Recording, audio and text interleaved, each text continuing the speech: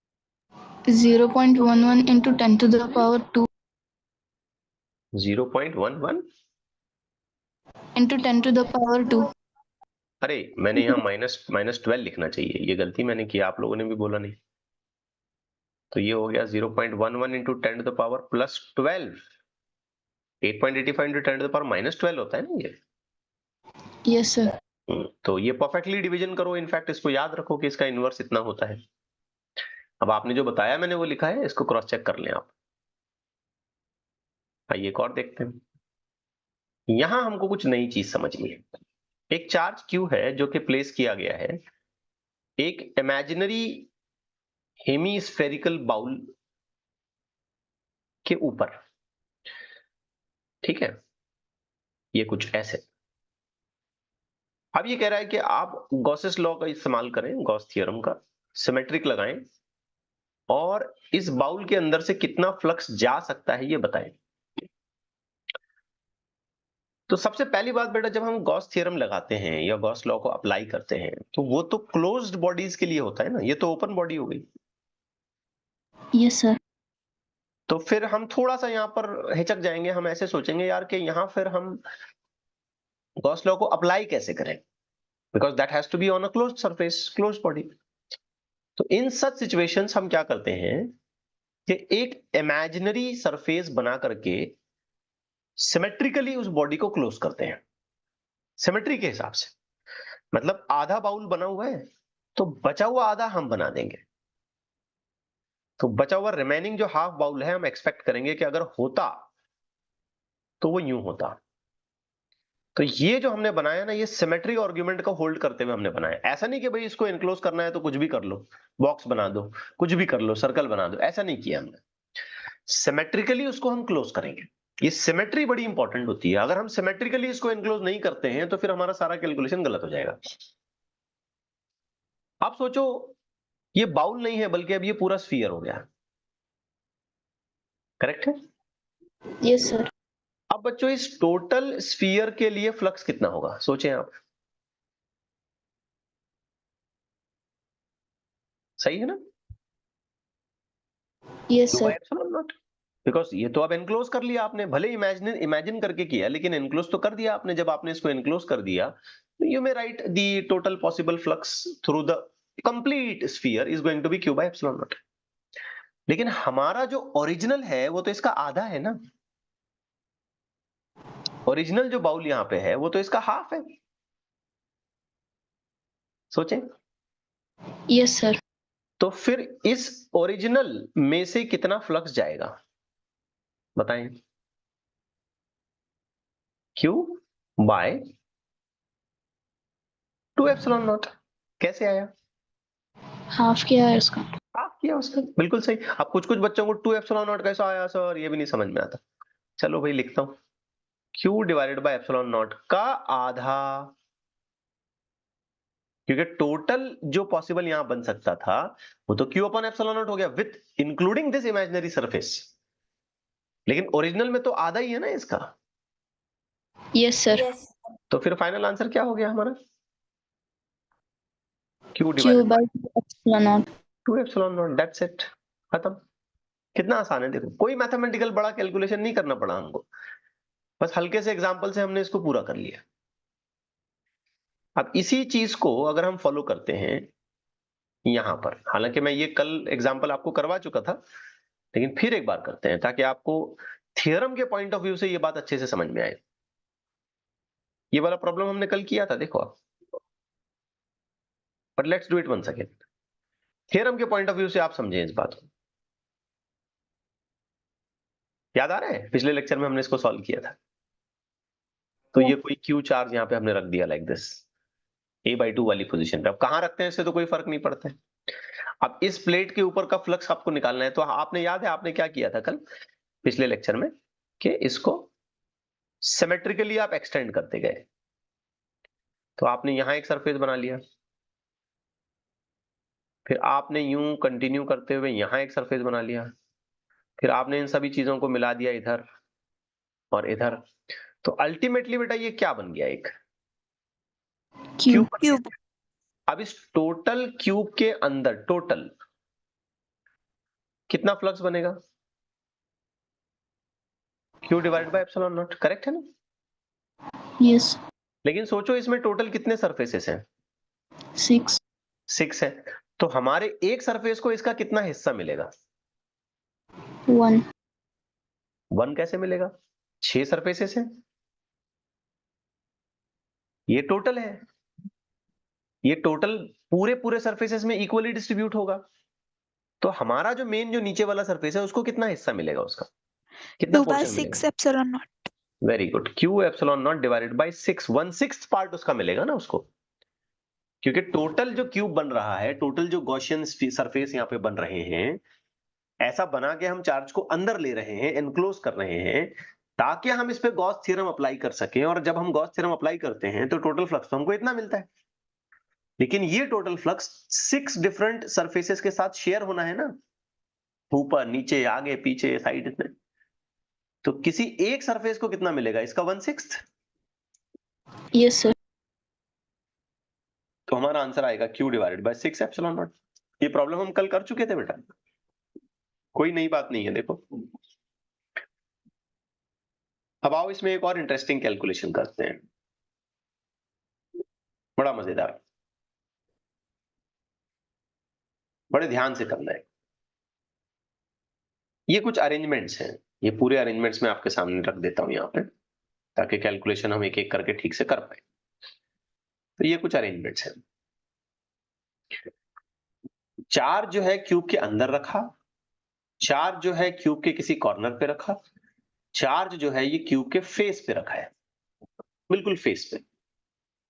अब हमसे ये पूछा जा रहा है कि फ्लक्स निकालो, और साथ साथ हमसे ये भी पूछा जा रहा है कि हर एक फेस को कितना फ्लक्स मिल सकता है हर सिचुएशन में। टोटल तो निकालना ही निकालना है, लेकिन साथ साथ पर जिस किसी फेस पर फ्लक्स बन रहा होगा वो कितना बनेगा ये निकालना है। बड़ा आसान है बेटा। पहले ये वाला एग्जांपल लेते हैं, ध्यान से समझना। शेयरिंग आपको अच्छे से समझ में आनी चाहिए, और फ्लक्स का बनना और गॉस लॉ, बस 3 बातें लगाएं ठीक से। देखो पूरे क्यूब पर कितना बनेगा, सोचो तो। Q by epsilon naught. हाँ तो यहां लिख देता हूं मैं, पूरे क्यूब पर आ जाएगा चार्ज क्यू, सॉरी यहाँ पे स्मॉल क्यू चार्ज है, तो I must go for Q divided by epsilon not. अब सोच समझ के बताओ बेटा कि किसी एक सरफेस को कितना मिलेगा? 1/6. Very good answer, Q divided bye 6 epsilon not, क्योंकि अंदर रखा हुआ है ना, 6 के 6 सरफेसेस शेयर करेंगे उसको, all 6 Yes. Surfaces are going to share that total flux, तो इसका 1/6 करेंगे तो यही आएगा ना। Yes, sir. हाँ अब आते हैं सेकंड पॉसिबिलिटी पे, यहां आते हैं, यहां बड़ा दिमाग चलाना है आपने। आप इस कैलकुलेशन को करें, यहां पे आपने निकालना है। तो बच्चों पहली मुश्किल यहां पे क्या है पता है? यहाँ पे पहली मुश्किल ये है कि ये चार्ज ओपन में है, ये क्लोज नहीं है, Yes, sir. ओपन में है। तो हमें सबसे पहले इसको क्लोज करना पड़ेगा। जब हम इसको क्लोज करेंगे तभी फ्लक्स के कैलकुलेशन को हम आगे कर पाएंगे, अदरवाइज पॉसिबल नहीं है। अब सवाल है कि हम इसको क्लोज कैसे करें। तो बच्चों देखो, इसको क्लोज करने के लिए इधर एक एक्सटेंशन बढ़ा रहा हूं मैं, इधर एक एक्सटेंशन ऐसे, यूं, ये यूं, इधर, मतलब मैंने इसके बाजू में एक क्यूब रखा, ठीक हो गया। Yes. अब इसके पीछे एक क्यूब रखता हूं मैं, इसके पीछे, समझ लो बात को, पीछे रख रहा हूं, इसके भी पीछे एक क्यूब को रखता हूं, तो कितने हो गए टोटल? 4. 4। क्या ये चार्ज अभी क्लोज हुआ? Yes. नहीं हुआ, अभी भी वो हवा में ओपन है। ओपन है ना बेटा, क्लोज कहां हुआ? अभी ये तो खाली चारों के बीच में आ गया। ये जो 4 क्यूब्स हो गए ना, ये 1 2 3 4 इनके बीच में है, लेकिन अभी ऊपरी हिस्सा तो ओपन है इसका। Yes, sir. फिर क्या करें? Yes, sir. क्या करें? ऊपर हाँ, जैसे ये 4 क्यूब नीचे बनाए हैं, एग्जैक्टली वैसे ही 4 क्यूब आप ऊपर बना लो, एग्जैक्टली वैसे ही, जैसे सामने बनाए ना, एग्जैक्टली वैसे ही 4 क्यूब आप ऊपर बना लो। तो टोटल कितने क्यूब हो गए? 8. 8। अब ये अंदर घेरे में आ गया। तो सोच समझ के बताना कि इस पूरी असेंबली को कितना फ्लक्स मिला। Q by 8 epsilon naught. Q by epsilon naught, bus queue by epsilon not, इतना ही बेटा प्लीज। Yes, sir. असेंबली को बोल रहा हूं मैं, क्योंकि पूरी असेंबली ने मिलके एक चार्ज को एनक्लोज किया। Yes, sir. अब इसमें से बहुत सोच के बताना, किसी सिंगल क्यूब को कितना मिला। Q by 8 epsilon naught. Very good बेटा, शाबाश। इसका 8वां हिस्सा 1/8, क्योंकि इस पूरी असेंबली में 8 क्यूब्स हैं, तो हर कोई अपना अपना हिस्सा जब शेयर करेगा तो टोटल का 1/8 उसको मिलेगा, 8वां हिस्सा। यानी कि किसी सिंगल क्यूब के लिए, बहुत अच्छे बेटा, किसी सिंगल क्यूब के लिए आंसर आएगा Q divided by 8 epsilon naught. ये बात सबको समझ आई बच्चों? Yes, sir. अब एक सरफेस पर कितना आएगा ये निकालना है। अब यहां हम थोड़ी गड़बड़ करेंगे। एक सरफेस पर कितना आएगा बताओ? तो हम ऐसे सोचेंगे कि भाई एक क्यूब को Q divided by 8 epsilon naught मिल रहा है और एक क्यूब में 6 सरफेसेस हैं, तो कितना मिलेगा एक सिंगल सरफेस को? Q by 48 epsilon naught. नहीं, यहां गलती होगी, यहां गलती होगी। क्या गलती होगी, ध्यान से सुनना बेटा, ध्यान से सुनना। ये जो क्यूब है ना, आप देखो इस एक क्यूब को कितना मिला, कितना, करेक्ट है? हालांकि चार्ज हमने यहां बीच में रखा था, फिर उसके बाजू में एक क्यूब 2 हो गए, पीछे एक क्यूब 3 हो गए, उधर पीछे एक 3 4 हो गए, ऊपर एक 5, फिर बाजू में एक 6, फिर बाजू में एक 7, फिर बाजू में एक 8। ऐसा करके 8 क्यूब से इस चार्ज को हमने इनक्लोज किया, सिमेट्रिक आर्गुमेंट लगा के। फिर टोटल का वैल्यू लिखा हमने Q divided by epsilon naught, लेकिन इसमें से हर एक को कितना मिला, तो Q divided by 8 epsilon not का 1/8। तो ये तो सबको समझ आ गया। Yes Yes, sir. अब क्वेश्चन है कि इसमें से किसी एक सरफेस को कितना मिले। तो बेटा ये देखना पड़ेगा कि इसके एक्टिव सरफेसेस कितने हैं जो फ्लक्स को कंट्रीब्यूट करेंगे। देखो इस चार्ज से निकलने वाली लाइंस ऑफ फोर्स जो है ना, ये ऊपर के सरफेस के अंदर से नहीं जा सकती हैं बेटा। इस ऊपर के सरफेस के अंदर इस चार्ज की लाइन जा ही नहीं सकती, उस सरफेस को पैरेलल जाएगी वो, लेकिन उस सरफेस के अंदर, उस सरफेस के थ्रू नहीं जा सकती बेटा। सोचो Yes, बेटा sir. बात को। तो क्या ये ऊपर वाला सरफेस कंट्रीब्यूट करेगा फ्लक्स में? No. नहीं करेगा, शाबाश। क्योंकि कंट्रीब्यूशन ऑफ द फ्लक्स तो उस वक्त बनेगा जब लाइन उस सरफेस के अंदर जाएगी। याद करो पिछले 2-3 लेक्चर से मैं आपको फ्लक्स की मीनिंग समझा रहा हूं कि किसी गिवन सरफेस में से थ्रू लाइन पास होनी चाहिए, अंदर से जानी चाहिए। तो इस ऊपरी सरफेस में से इस चार्ज की कोई भी लाइन नहीं जाएगी, ज्यादा से ज्यादा क्या होगा, उसको सरफेस को ग्रेज करते हुए जाएगी। अच्छा ये जो साइड में सरफेस है इसमें से भी नहीं जाएगी, इस सरफेस के अंदर नहीं जाएगी, ऐसे घूम के तो ऐसे अंदर नहीं घुस सकती ना लाइन, ज्यादा से ज्यादा इसको ग्रेज करेगी। Yes, sir. एग्जैक्टली वैसे एक पीछे भी सरफेस होगा, पीछे वाला सरफेस, Yes, sir. ठीक है ना। मैं आपको बना के बता दूं, ये यूं क्यूब है और यहां चार्ज है ना अपना। तो मुझे केयरफुली बोलो, ये ऊपरी सरफेस पर से फ्लक्स बनेगा क्या? No. नहीं बनेगा। ये साइड वाले सरफेस से बनेगा क्या? No. नहीं। अच्छा ये जो पीछे दिख रहा है, ये देखो, ये वाला पीछे वाला, इस पे से बनेगा क्या? No. नहीं बनेगा बेटा, उसमें अंदर नहीं जा सकती ना। इमेजिन करो लाइन क्या ऐसे घूम के अंदर जाएगी क्या? जा ही नहीं सकती, क्योंकि कॉर्नर पे है तो लाइन सीधे ही जाएगी ऐसे। तो 6 में से we have got 3 such surfaces जिनका फ्लक्स कंट्रीब्यूशन है ही नहीं, ठीक है। तो ये Yes, फ्लक्स को कंट्रीब्यूट नहीं करेगा, ये नहीं करेगा और ये पीछे वाला नहीं करेगा। कौन कौन से सरफेसेस करेंगे? ये वाला करेगा, क्योंकि ऐसे लाइन तिरछी निकल के सरफेस से जा सकती है। ये सामने वाला करेगा, क्योंकि ऐसे लाइन टेढ़ी निकल करके सामने में से बाहर आ सकती है। ये नीचे वाला करेगा, क्योंकि ऐसे लाइन निकल करके नीचे से भी जा सकती है। ठीक है बच्चों? Yes, sir. मतलब आउट ऑफ 6 कितने सरफेस कंट्रीब्यूट कर रहे हैं और कितने नहीं कर रहे हैं?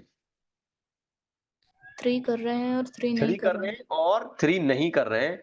तो किसी एक सरफेस को कितना शेयर मिलेगा? Answer Q simple, by 3. जो भी क्यूब का होगा पार्ट, जो भी क्यूब का फ्लक्स होगा, जो भी फ्लक्स क्यूब की वजह से बनेगा, उसको 3 पार्ट्स में डिवाइड करना पड़ेगा, 6 पार्ट्स में नहीं। 6 पार्ट्स में नहीं, बेटा समझ रहे हो बात को? Yes, sir. Yes. ठीक है, only 3 parts will contribute, 3 surfaces will contribute, so it will be 1/3 of the value of cube. Cube की वैल्यू का 1/3। अब क्यूब की वैल्यू कितनी थी बच्चों? q divided by 8 epsilon naught and the 1/3 factor, तो कैलकुलेशन पूरा करिए, this will become 24 epsilon not. Getting it right? Yes, sir. Yes. हाँ, तो इसे केयरफुली करें आप। सबसे पहले हमने सिमेट्रिकली इसको कैसे इनक्लोज किया, ये बात भी ध्यान दें। उसके बाद कौन से सरफेस कंट्रीब्यूट कर रहे हैं और कौन से नहीं कर रहे हैं, इस पर भी ध्यान देना है। अब आइए इसका तीसरा और आखिरी पार्ट देखते हैं। मैं चाहता हूं कि आप यहां ज्यादा कंट्रीब्यूट करें, अब मुझे बताएं कि इसमें कैलकुलेशन कैसे करना है मुझे। सबसे पहले तो ये चार्ज इनक्लोज नहीं है बच्चों, तो क्या करेंगे? उसके ऊपर क्या था? वेरी गुड, ज्यादा कुछ नहीं, बस इसके ऊपर एक रख दें आप, इसके ऊपर एक लगा दें आप, और ये चार्ज हो गया इनक्लोज। मतलब ये कि अब इस पूरी असेंबली के लिए फ्लक्स कितना हो गया? Q by epsilon naught. तो इसी एक क्यूब के लिए कितना हुआ बच्चों? Q by 12 epsilon naught. 2 epsilon not. 2 रहा बेटा, 2 खाली 2 है ना, तो जो Yes, sir. टोटल के लिए बन रहा था, पूरे के लिए बना था, उसका आधा इसको मिलेगा, आधा इसको मिलेगा, आधा इसको मिलेगा। Yes, sir. हाँ, अब सवाल है कि सरफेस का कैसे कैलकुलेशन करोगे आप? किसी एक सरफेस को कितना मिलेगा? अब ये बात समझो, ये एक क्यूब को इतना मिला, ठीक है, एक क्यूब को इतना मिला। अब एक क्यूब में कितने सरफेसेस है? 6। तो क्या डायरेक्टली इसको क्यूब डिवाइडेड बाय 6 कर दें? ऐसे करें क्या? क्यूब डिवाइडेड बाय 6 ऐसे करें क्या? क्या ये देखें कि कौन कौन से सरफेसेस में कंट्रीब्यूशन हो सकता है और कौन कौन से सरफेसेस में कंट्रीब्यूशन नहीं होगा? कंट्रीब्यूशन देखेंगे। तो सिंपल बात है बेटा, ये जो अपर सरफेस है ना, जहां पे चार्ज रखा गया है, इसको छोड़ के सबका कंट्रीब्यूशन होगा। Yes, sir. क्योंकि आप इमेजिन करो, क्यूब के ऊपर सरफेस पे रखा है, लाइन तिरछी निकल के साइड में गई, इधर तिरछी निकल के साइड में गई, उधर तिरछी निकल के पीछे गई, इधर तिरछी निकल के आगे गई, सीधी निकल के नीचे भी गई, लेकिन इस सरफेस में से तो पास नहीं हुई, क्योंकि सरफेस पे ही आपने रखा, कहां से पास होगी उसमें? मतलब 6 में से कितने सरफेस कंट्रीब्यूट करेंगे? 5. 5। शाबाश, बहुत अच्छे बेटा। तो हमें करना पड़ेगा डिवाइडेड बाय 5। अब क्यूब का q divided by 2 epsilon naught and then divided by 5, तो इसका टोटल आंसर बनेगा q divided by 10 epsilon naught. एक सरफेस के हिसाब से निकालें तो इस सिंगल गिवन क्यूब के लिए। Getting it right? Yes, sir. आइए एक और क्वेश्चन करते हैं, then will stop for this lecture. एक और बड़ा इंटरेस्टिंग सा क्वेश्चन। अब इन सब में ना हम ध्यान से देखें ना, तो हम गॉस लॉ को बड़े अच्छे तरीके से अप्लाई करना सीख रहे हैं कि कैसे अप्लाई किया जाएगा उसमें, क्या तरीका होगा, क्या मेथड होगा, अप्रोच क्या होगा, सिमेट्री कैसे लगाएं। और ये एक सिंगल लेक्चर की तरह मत देखना, इसको 3 लेक्चर्स में हमने डिवाइड कर रखा है। पहले हमने बस फ्लक्स का कैलकुलेशन देखा, फिर उसके बाद हमने सॉलिड एंगल देखा, फिर हम गॉसेस लॉ पे आए। तीनों को मिला के पढ़ना, तो आपको और ज्यादा क्लियरिटी से अच्छी चीजें समझ में आएंगी। ऑफ कोर्स आगे आने वाले लेक्चर्स में हम इसके एप्लीकेशंस देखने वाले हैं, बड़े अच्छे लेवल पर हम इसके एप्लीकेशंस देखेंगे। थोड़ा सा सिलेबस मैं आगे पीछे करके आपके सामने रखूंगा, फौरन ही मैं गॉस लॉ के एप्लीकेशन आपको नहीं सिखाऊंगा, जैसे हमारे टेक्स्ट बुक में दिया गया है उस हिसाब से मैं आगे बढ़ूंगा। चलिए फिलहाल इस प्रॉब्लम पर बात करते हैं। एक चार्ज की हुई रिंग है जिसका रेडियस स्मॉल r है। A sphere of equal radius r is constructed with its center at the periphery of the ring, जैसे फिगर में बताया गया है, ठीक है। अब हमें पता करना है कि कितना फ्लक्स इसमें आएगा। तो बेटा ये रिंग है और ये नीचे वाला जो है ना पोर्शन, ये स्फीयर है। कुछ ऐसे इस रिंग को, जैसे ये वीडियो में देखो आप, मैं आपको समझाने की कोशिश करता हूं। ये स्फीयर है मान लो, मेरा हाथ, और ये रिंग है ऐसे। ये रिंग को ऐसे अंदर डाला है, दिख रहा है आपको? Yes, sir. कुछ इस तरीके के स्फीयर के सेंटर पर रिंग का सरकमफ्रेंस आता है, लाइक दिस। ऐसे रिंग अंदर घुसा दिए, स्फीयर के सेंटर पर रिंग का सरकमफ्रेंस आता है। बात समझ आ गई बच्चों? Yes, sir. तो you have to think it very carefully. तो ज्योमेट्री आपने यहाँ पे समझ लेनी है अच्छे तरीके से इसकी। स्क्रीन विजिबल हो गई आपको बेटा? Yes, sir. तो टोटल जो चार्ज हमने इस रिंग को दिया वो क्यू है, टोटल चार्ज तो क्यू है, लेकिन रिंग का वो हिस्सा जो स्फीयर के अंदर गया है, यानी कि ये हिस्सा, इस पर जो चार्ज आएगा इसी की वजह से फ्लक्स बनेगा ना। जो हिस्सा बाहर है, जो पोर्शन इसका बाहर है, इसकी वजह से तो फ्लक्स नहीं बनेगा, क्योंकि एनक्लोज नहीं है, एनक्लोज तो अंदर हो गया ये पोर्शन रिंग का। Yes, sir. अब डायग्राम पे नोटिस करो बच्चों, बहुत ध्यान से नोटिस करो डायग्राम पे। मुझे बताओ कि ये डिस्टेंस कितना है? क्या इस डिस्टेंस को मैं रेडियस बोल सकता हूं? Yes. अच्छा, क्या मैं इस डिस्टेंस को भी रेडियस बोल सकता हूं? देखो ध्यान से, सेंटर से सरकमफ्रेंस। Yes. क्या मैं इस Yes. डिस्टेंस को भी रेडियस बोल सकता हूं? यस। क्या मैं इस डिस्टेंस को भी रेडियस बोल सकता हूं? यस। और अगर मैं एक और यहां से ज्वाइन कर लूं तो मैं इसको भी रेडियस बोल सकता हूं। मतलब अपने आप में ये चीज एक इक्विलैटरल ट्रायंगल बन गई। Yes. और इक्विलैटरल ट्रायंगल का यहाँ का एंगल कितना होता है? ये वाला एंगल कितना होता है? ये 60. 60। तो इसका भी एंगल कितना होगा? 60. 60। मतलब ये कि इस रिंग के लिए ये टोटल एंगल जो बन रहा है ये कितना बन रहा है? 120. 120। अच्छा, एक रिंग का पूरा एंगल कितना होगा? 360. 360। 360 में का 120 का मतलब 1/3। देखो, टोटल 360 है, उसको 120 से डिवाइड करेंगे, सॉरी 120 डिवाइडेड बाय 360 करेंगे तो क्या ये 1/3 हो गया? Yes, sir. तो कहने का क्या मतलब है, ये मैं मिटा रहा हूं यहां से। कहने का मतलब क्या है कि पूरी रिंग का कितना हिस्सा, कितना पोर्शन स्फीयर के अंदर ढकेल दिया हमने? 1/3. 1/3. 1/3। सोच समझ के आंसर देना आप अगले सवाल का। पूरी रिंग पर कितने चार्जेस हैं? Q. Q. कितना हिस्सा हमने अंदर पुश किया? 1/3. तो अंदर पुश किए गए हिस्से में कितने चार्जेस होंगे? Q. क्यों कैसे हो सकते हैं? पूरी रिंग पर कितने चार्जेस हैं? Q. हमने रिंग का कितना हिस्सा अंदर पुश किया? 1/3. तो जो अंदर हिस्सा पुश किया गया है उस पे कितने चार्जेस है? Q by 3 epsilon naught. Q/3। मैं सिर्फ चार्ज पूछ रहा हूं बेटा, बाकी नहीं। समझ रहे बात?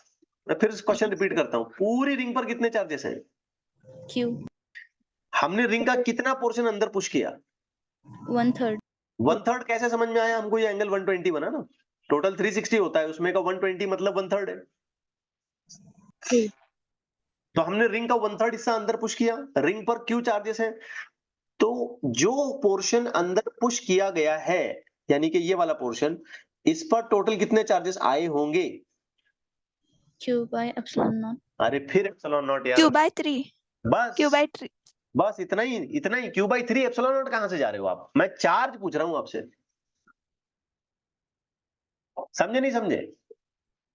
Yes, sir. Yes, sir.